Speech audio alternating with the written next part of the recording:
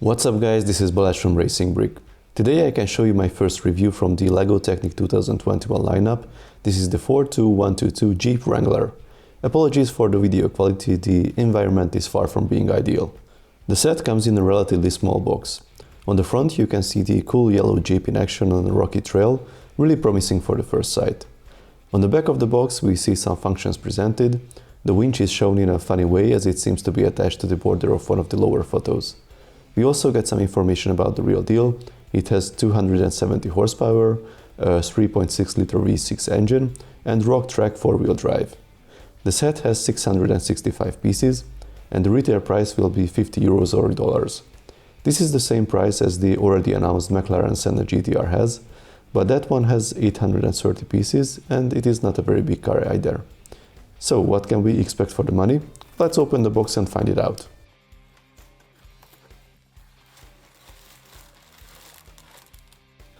As you see, there is not much content. We have 5 numbered bags, 5 tires, the manual and a small sticker sheet without extra protection. The tire's diameter is 56 mm. They seems to be the small scale version of the tires found on the 4x4 Extreme Offroader or the Class Zerion set, which has the diameter of 107 mm, so this version is almost half the size. Here is a rough comparison how they would look like side by side. As you see, the sticker sheet is quite small, which is pretty unique among the 2021 Technic sets.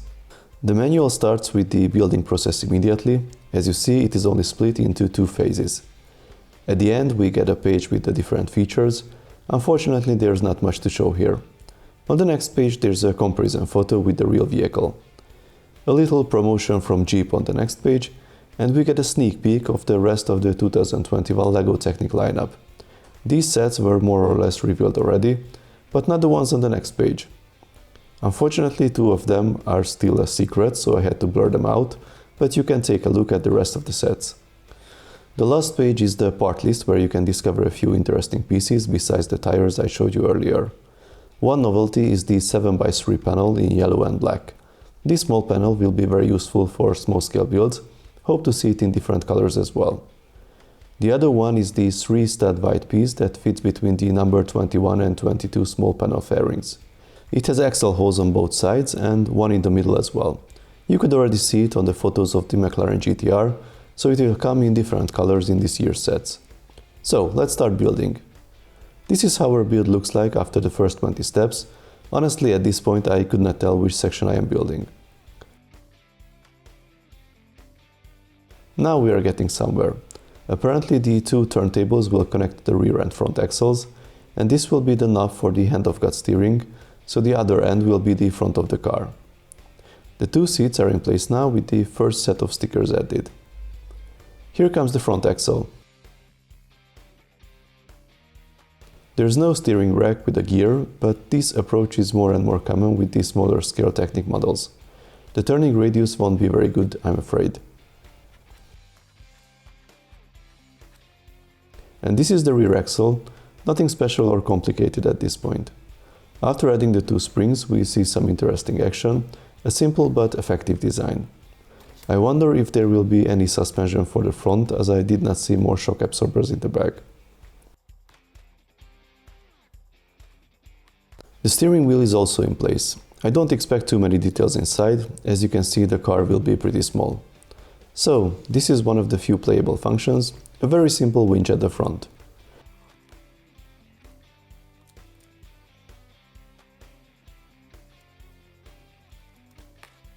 Here are the first yellow pieces added. You need to pay attention to the part usage, as there is a printed version of this L-shaped beam and one without print as well. It's quite interesting to see these printed parts. Not sure what was the reason to reject stickers here. Maybe to ensure a proper alignment? Well, let's hope the prints are properly aligned then. As I see, the alignment is good, so I'm fine with the prints if it means I don't have to apply carefully 7 tiny stickers. The structure of the front lights is very simple but effective. I like it. At this point it becomes quite clear that we won't find shock absorbers or any other dampening at the front axle, and as the articulating axle takes pretty much all the space, there's no fake engine either. All we get is the V6 sticker on top. And this is how the build looks like at the end of Bags 1. Bags 2 start with the rear section. This is the first time we can use the new 7x3 panel, Here's the black one. The next item is the door. Due to the scale, it is very simple, only a few pieces and 2 stickers. After adding the door to the other side, here comes the dashboard with a single long sticker on a 13 stud long beam. The hood is also in place now, lots of new parts used here. Adding more details to the rear, the lights are held in place by these interesting pieces. The rear bumper was also built. With a few additional elements, the rear section is complete and the roof is added as well. The rear and front fender flares are not too complicated, but they look good when they are in place. The A-pillars are also very simple. After completing the other side, all we have left is to build the roof rack and put it in place.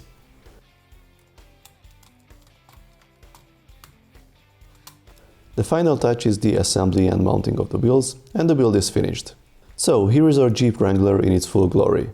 I would say it looks great, at least considering the scale and the piece count. The size is really small, the Jeep is only 24 centimeters long, which means it is even shorter than the Corvette that was 29 centimeters long. About the features, well, there's not many of them. We have opening doors, an opening hood, folding rear seat, and a winch at the front.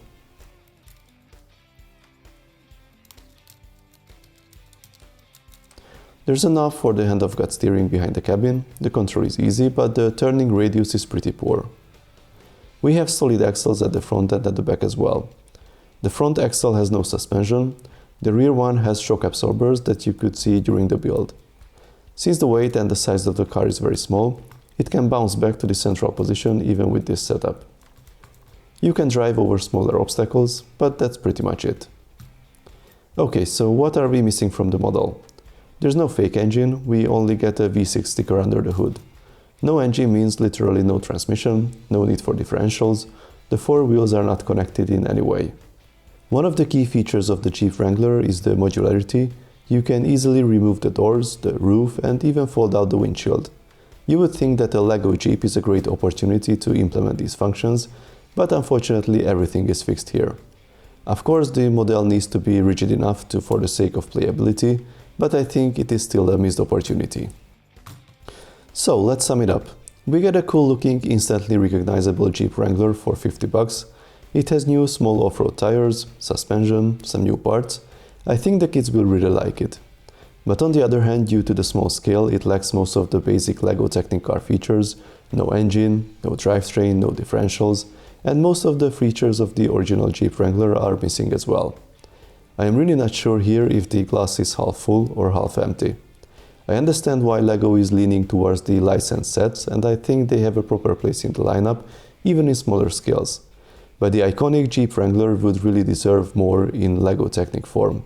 I can only think about all the missing features that could have been added if it had the scale of the rally car, for example. So, please share your thoughts, guys. Do you like it or not? Will you buy it, mod it, upgrade it? Let me know in the comments. If you like this video, then please give it a thumbs up. You can also subscribe and tap the notification bell if you don't want to miss my Technic reviews and other LEGO RC videos. See you next time, bye bye.